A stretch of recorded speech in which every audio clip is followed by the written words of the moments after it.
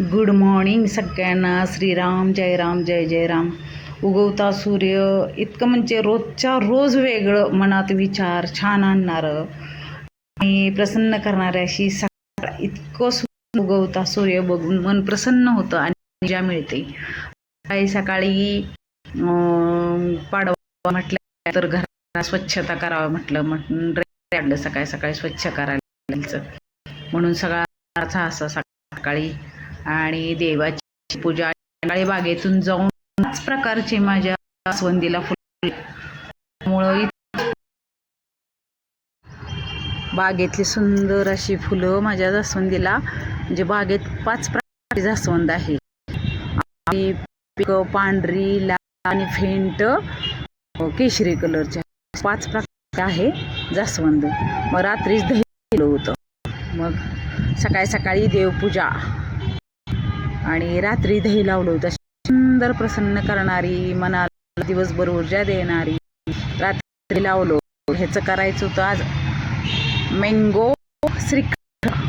मग ते पांढऱ्या शुभ्र कपड्यात असं बांधून घे आणि घेतल्या. एक थोडंसं श्रीखंड घेतलं, त्याच्यात केशर टाकून भिजवलं बाजूला. 2 आंबे पिकलेले घेतले गरम आणि हे दही लावलेलं ठेवलं होतं.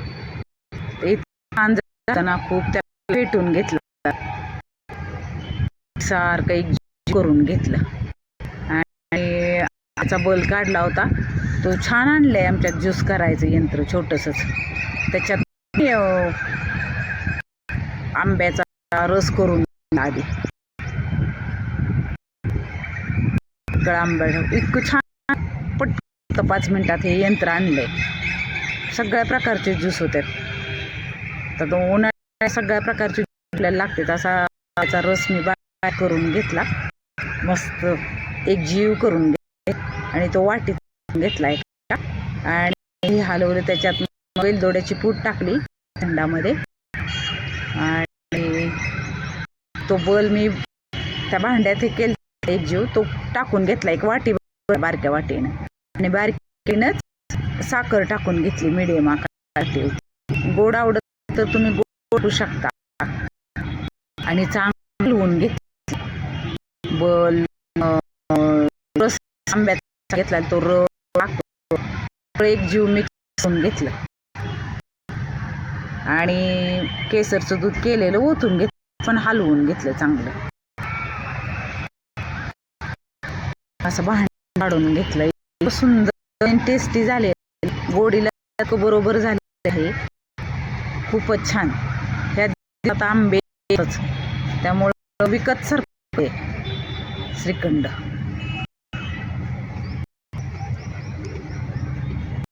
आणि थोडंसं दूध ठेवते वरून ओतून केसर. आणि दिवसात आंब्याचे भरपूर प्रकार पण होतात आणि आंबा खाणं पण होतं. असं सुंदर श्रीखंड झालं. पक्षी कोकिळा होते एका बाजूला बघा, बाजूला मी बसले गच्चीवरती. संध्याकाळी खूप कोकिळा ओरडते. पशु पक्षी उन्हाचं पण शांत असते, ते ओढे नसते. पण ह्यावेळेस सकाळी खूप झाडावर कोकिळा, तिथं हिमानं त्या लिंबाच्या झाडावरती 2-3 बसलेले. नंतर मग पुऱ्या, त्या पिठाच्या कणकी पुऱ्या काही ह्याच्यात घातले, गव्हाच्या पिठाच्याच आहेत.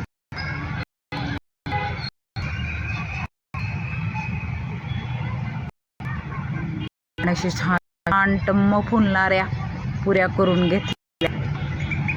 गुढीपाडवा स्पेशल. इतक्या छान फुगलेत ना, मस्त.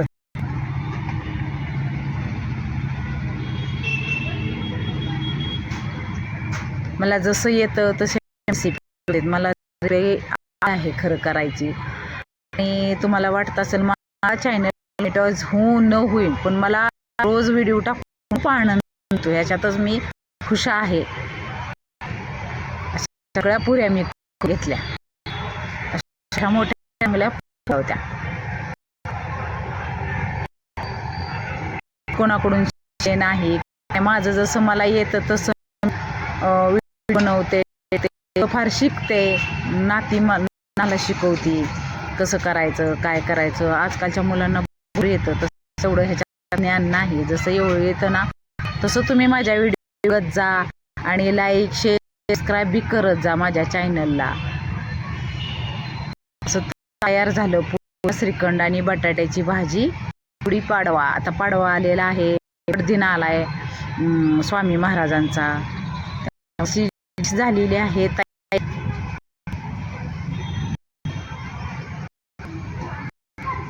आता आमरसाचे भरपूर प्रकार होतात. श्रीखंड, आंब्याची पोळी होती, भरपूर असं होतं तयार. त्यामुळं आंब्याचा सीझन झालेलाच आहे.